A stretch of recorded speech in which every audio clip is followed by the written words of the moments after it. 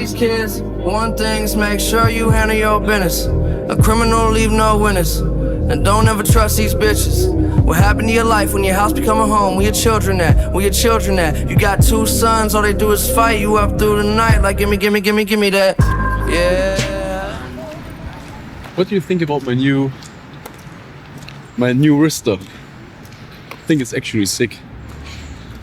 I got it in the UK, so ordered it. I need to pay 44 euros on top to the 150 euros that it costs just to import it, because the UK left the European Union. So this is now a 200 euro piece.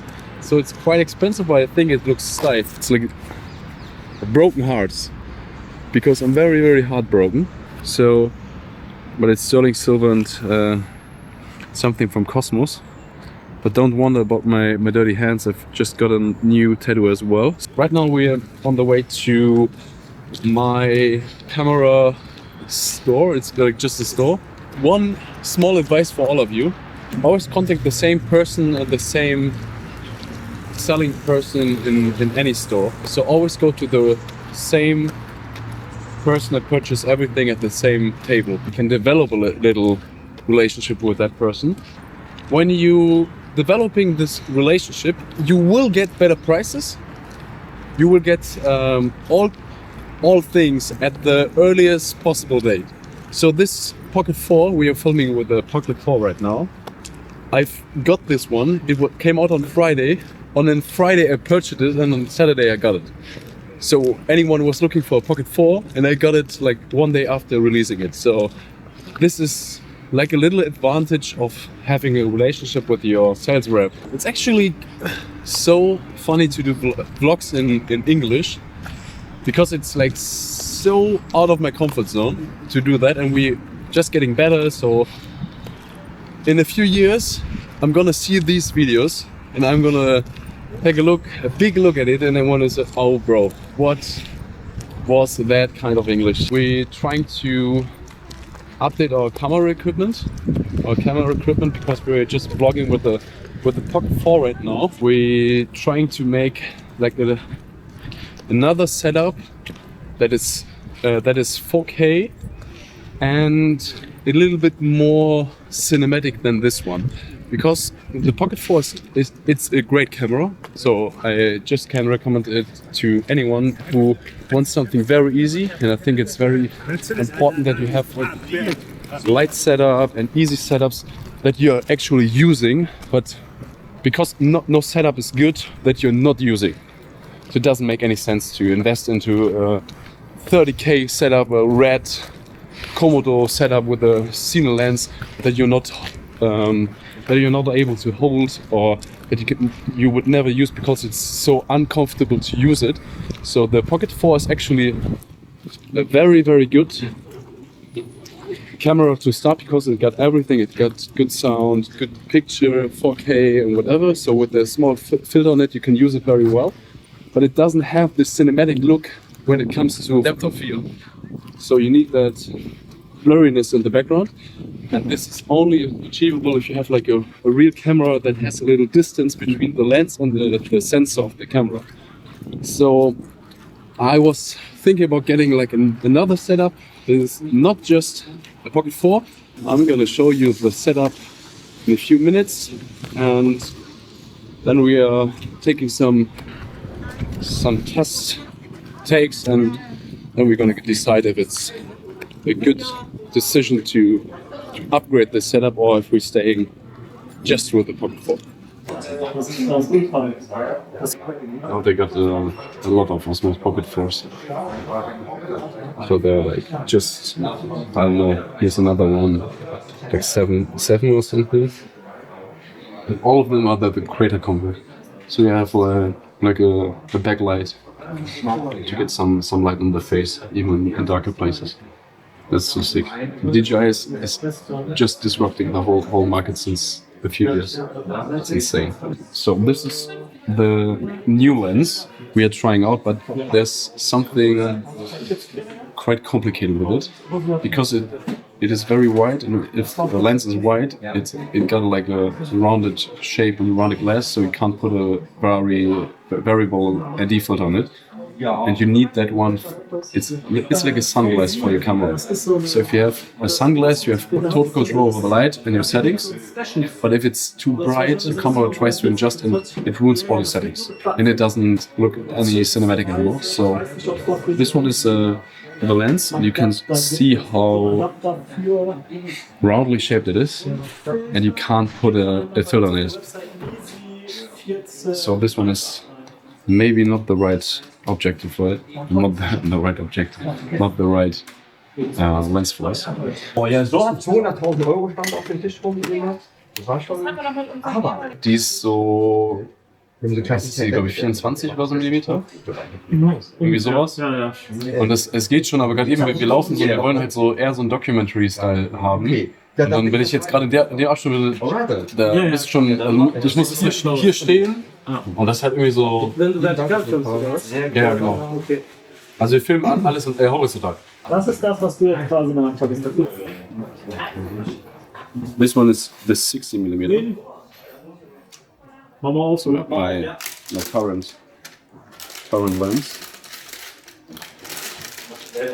Full frame 10 mm. Now we're going nuts. So this is a 10 mm. A 10 mm Lao one, so not a native G Master. Oh, this is style. Bro, you see how close I am? Yeah. So this is like 30 centimeters or something. The fuck? This is Du kannst dir das ans Auge halten. this is insane. Costa The red points all over the camera. So this is actually insane. This is a 10 mm from Laowa. So right now, this is, bro. It's just my forearm of distance, and I don't have to tell you anything more else, I guess. Speechless. You know what? We do it. We're getting the Laowa 10 millimeters, and I can tell you why. If we're in a car, and you're on the on the side chick seat, and I'm driving, and you're next to me, bro.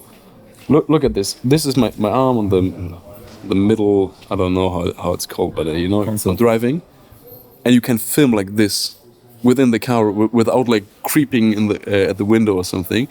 That's insane. Yeah, that's insane. So I have to put away my arm because this is already showing. no worries. But take a look. This is my normal lens. So it's a 1635. So it's very wide, and you can adjust it a little and can go a little closer. It's perfect for portraits, and having the opportunity to shoot something very wide. Then we are shooting with the Osmo. It's a 24 millimeter or something, so it's a little closer, but not that close. But you're very close to it. And now we're decreasing the millimeters, so we're increasing the distance, the visual distance, and we are close as fuck to the camera. So the sound of the microphone is good as well. So we're getting a new microphone today as well. So the Sony native mic that you can put into the shoe mount, and we got the 10 millimeter Laowa 2.8. So this is actually nuts, bro. This setup is totally overpowered, but it looks great. So everything for the great look. So we're picking up the Laowa, we're picking up the microphone, and we're picking also up this bad boy. It's a ND Vario, so you have like a sunglass that is adapting to the light, but you can adjust it by yourself. So you can keep your settings on the camera. Everything looks cinematic, because if you try to film cinematic, your settings are the most important thing to you. This is actually just insane.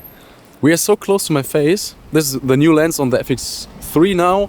So, Robin, what do you say? I think like for the same angle with the Osmos, I had to stand like here.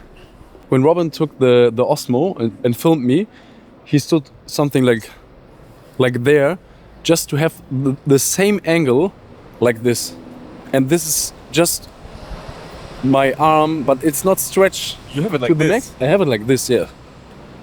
Bro, this is. There's nothing that makes me more happy than new camera equipment, you know that? Actually, sick.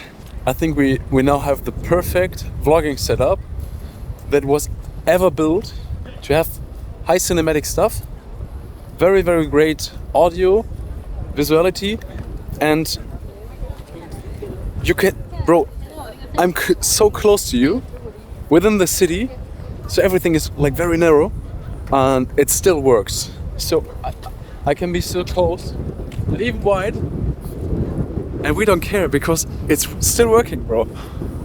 And you don't need to be the creep with like a big setup and like filming like this, but it's just Robin with the camera and going like this. And it's windy as fuck, so Stress test for the new microphone. yes, stress test for the new mic, and we got a pop shot. How's it called? It's pop guard. It's called pop guard. So it's a wind guard, or like a raccoon tail or something. Raccoon tail. Yeah, really, I don't know. it's called like this, something like this. Kopfschutz. We can't use our mother tongue, so I think it's a pop guard or like a wind guard for the microphone, and it works very well, hopefully. So we will see it when we are editing the video, but we do it very soon. This is, I guess, everything you need to know about the camera equipment itself.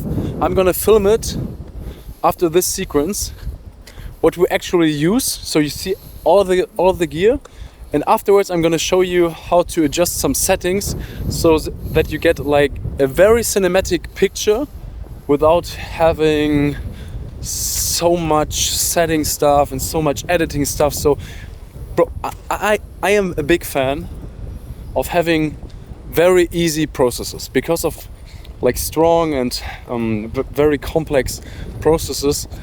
That is actually a stress test for this microphone, and I'm just holding my arms like this because it's fucking cold.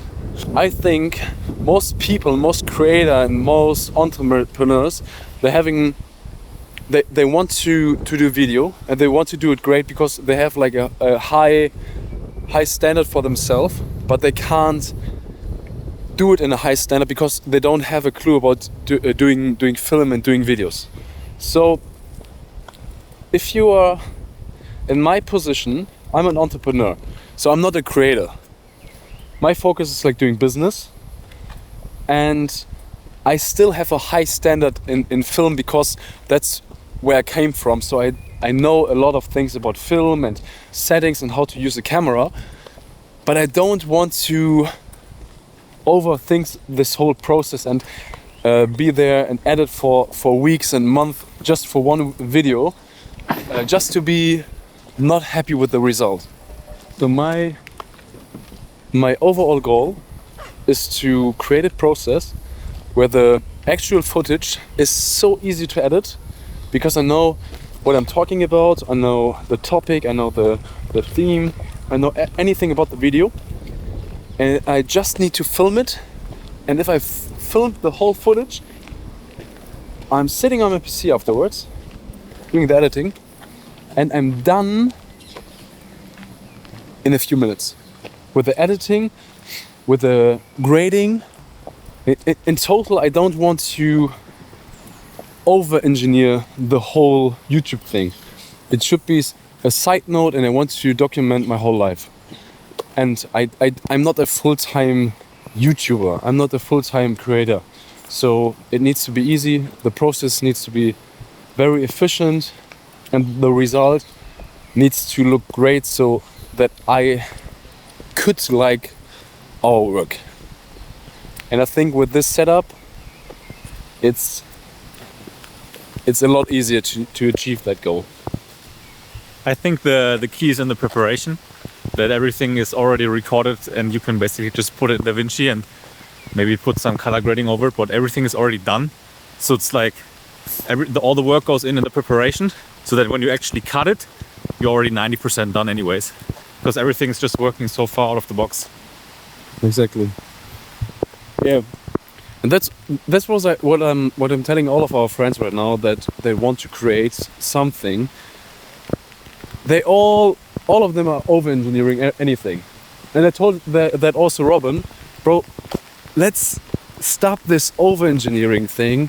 We are perfectionism. We have a perfectionism, and we always want to do anything perfect. But this perfection and this standard of perfection always stops all the results. So we're not having any results and not any videos, and we're not uploading any stuff, and we just have to put something out that is so okayish to upload it and to feel mainly comfortable about it and not thinking about, wow, bro, this is shit.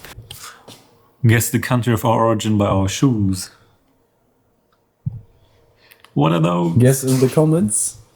Actually, I'm not the only person who is doing YouTube again, but Robin is also doing YouTube again. So both of us are doing English content, but we're both not English natives, so it's not our mother tongue. So we are stepping out of our comfort zone, both of us. No, I think because to set yourself a challenge and just do it and see what it brings. All right, we're just doing it. Okay, just do it. Just do it. Now I'm gonna show you anything we need to actually vlog. So if you starting on the budget, actually the Osmo Pocket 4 is insanely good. With the right settings, you can do very, very much with this camera, and actually just need the pocket and some little advice from a semi-professional guy. Buy some filters. So these filters are actually the same that we bought earlier this day. So it's a combination of NDs, so the sunglasses for the small lens. There's a CPL, actually you don't need it, and there's a black diffusion, a mist filter. The glow of the lights will be visible. It looks more cinematic, and we want cinematic vlogs, so a mist filter is always a good option. And I've got the mist filter on this one, so it looks like this. You can't see it, can't really see it, but it diffuses the light. Just with this attachment, it's like $30 for this one, and this one is like, I think it's 600 or something. You are good to go to start. The Osmo Pocket 4 is a very good start. Then you got this one, my newest bad boy. It's sucking up to surfaces, so you can put it on windows.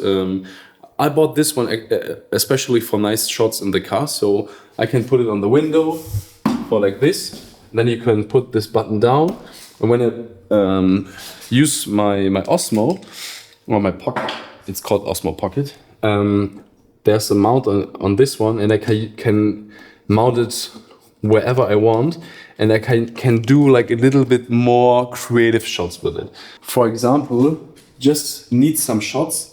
It's very, very dark right now, but if you need some shots in the car or in your kitchen or whatever, you can adjust it with this one. And if you don't need a window or a surface, but you have something like a table or furniture or whatever, you can use this one. So this one is a magic lamp, and this magic lamp, you can open it up and you can even put it on. Let's make it happen on the table. It's quite nice, and this is like 25 euros or something, and this one is maybe 30. And with these two things for like $50, you are one of the most creative guys around the corner. And this is everything I use with the Osmo Pocket 4. But right now we are filming with the FX3 with a new lens that we bought recently. Laowa 2.8 with autofocus. It's very important. It's zero distortion. It's a very, very nice lens, and I really didn't know that this lens exists. Why did I bought the 10mm, not the 12mm or 40mm from Sony, so a native lens? There's one simple reason. This lens is, even if it's 10 millimeters, you can put in some sunglasses, an ND filter on it. So this is my ND filter, and I can show you, I can put this one on it, and it's immediately darker. And I can screw it on, and I can adjust it with this very ND. You can see it, you can see my hand. And this is like adaptable sunglasses, so in the sun I can still control my settings, as I mentioned earlier. So this is very important, to keep your settings, to have a cinematic picture or a cinematic image, and you can control it with this ND Vario filter, and it's 77 millimeters, because this one is 77 as well. So this whole ring needs to be a 77 millimeters, so this is a 77 millimeter ND filter. And today I bought this one as well, because I was always using Rode mics, so Rode VideoMic Pro or Pro Plus. It's a great thing, but sometimes you need to charge it, and if you forget to charge it, it's a pain in the ass to charge it on set, because you didn't knew that you could charge this microphone. And it's actually made for vlogging, because it has like 3 modes, and the 3 modes are like this blue kind of circle is what you could hear if you change the settings on the audio. So on this one, the person behind the camera is also you can also hear it. And the second you can't hear it, and then the third you hear everything around the microphone. So for any kind of situations, you are well prepared. And I think for especially vlogging, Laowa 10 millimeters is insane, because this is 20 centimeters. And if we're working through the city, if we're sitting in a car, if we're like doing whatever kind of documentary stuff, and we want to have this documentary look, we need to have a wide frame. So a 10 millimeter is always doing like a wide look, but we are not that far away. So we can be close together, so you can actually hear me when I'm talking, but it looks like we have a little distance, and it looks more documentary. And if I'm doing like this, you can actually hear me. It's like not even my whole arm is stretched, and I can reach the camera. So this is my whole setup. I just put on a tripod on below the camera, so I don't need to grab the lens itself, so you can't you could see my hand or something. So I'm grabbing like a little bit below the camera with the tripod on it. If you have any questions, just let me know below, and I guess we see us on the next one.